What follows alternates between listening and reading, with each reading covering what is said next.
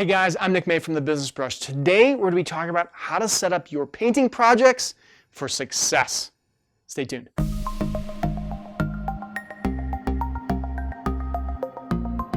So you got the job, you signed the contract, but now you have to perform.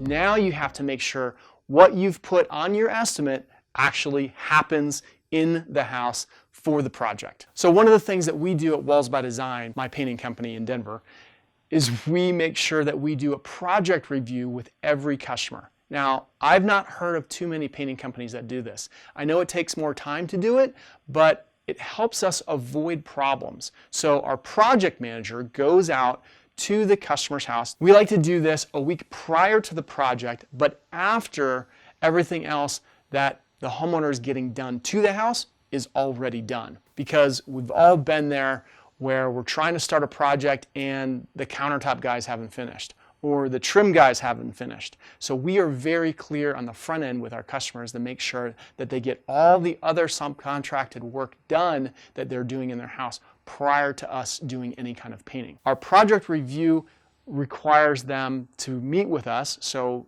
it's a little bit of inconvenience for the homeowner, but it does allow the homeowner to ask more questions and to really make sure that we're all on the same page. And we have two forms that we use, and they're all web-based, so that my guys in the field always have access to that, and it sends communication back to the office so that we have a paper trail of everything that we've talked about with our customers. So what do we talk about in this meeting?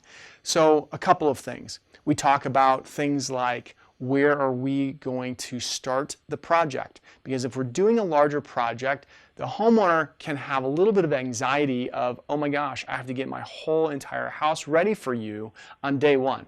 And we tell them, no, you don't have to prepare the whole entire house. We just need 2 or 3 areas ready at day one, so we have an area to start.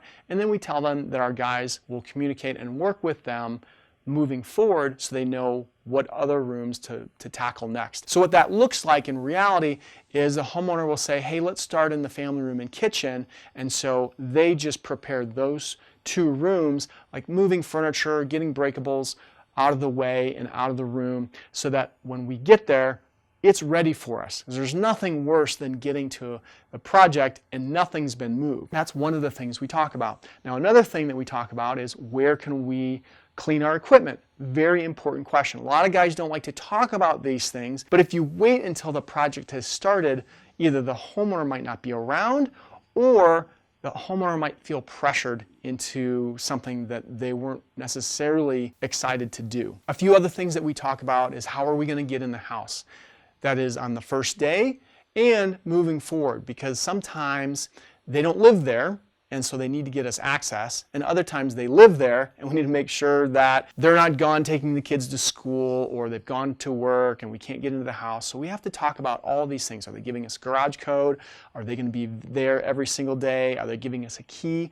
All of these things just help set up the project to be successful, because there's nothing worse than showing up to a house and you can't get in. Now, at the bottom of our project checklist, we have a miscellaneous area that they can give us special instructions.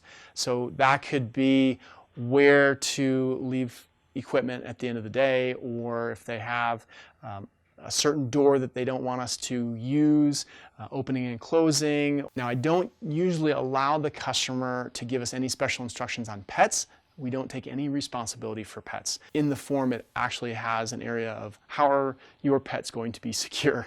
Are they going to be in a kennel? Are they going to be locked up in a room? Are they going to be in the backyard? Are you taking them to daycare? I don't care what you do with your pets, but we are not responsible for your pets, because we're going to be going in and out the front door, and I can't be watching a dog while the guys are taking in equipment. So we're just upfront about that. The other thing that I like to do concerning our forms is I like to talk about them in our sales process, because customers like to know that we have checklists and systems in our process for painting. Again, you've heard me talk about raising the value proposition for your company, and having checklists, this project checklist, is a huge piece of that for us, especially if you're dealing with a homeowner that is any kind of engineer or professional person out in the workforce.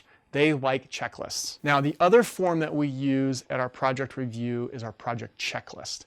Now, this is more of a sign-off and helps us with a lot of kind of legal ramifications. So it takes all of our color information.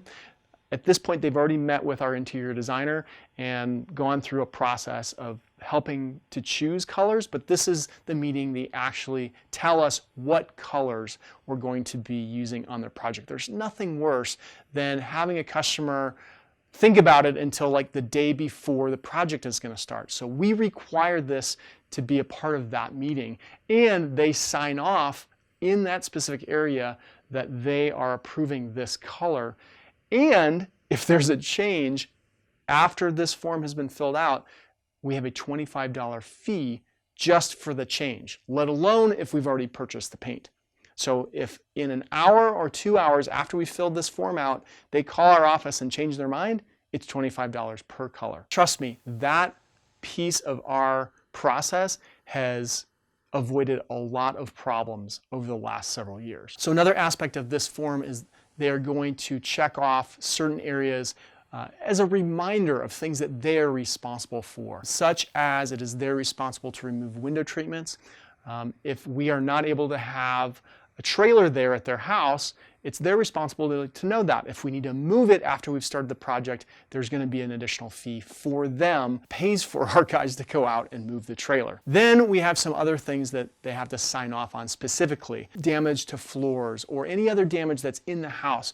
We identify those things because we don't want to get to the end of the project and the homeowner saying, oh, I didn't know that we had that damage. So it is an area to get any other little things down on paper so that we're all on the same page. We want to make sure that we've set these expectations correctly so that down the road, everything is communicated and documented. Documentation is key. And lastly, when they sign off on these forms, the homeowner gets a copy of them so they're reminded again of things that they've signed off on. Again, having these checklists, having these processes and procedures will raise the value proposition of your company with your customer. It'll help you avoid problems. Again, it's that level of communication. Over-communicate.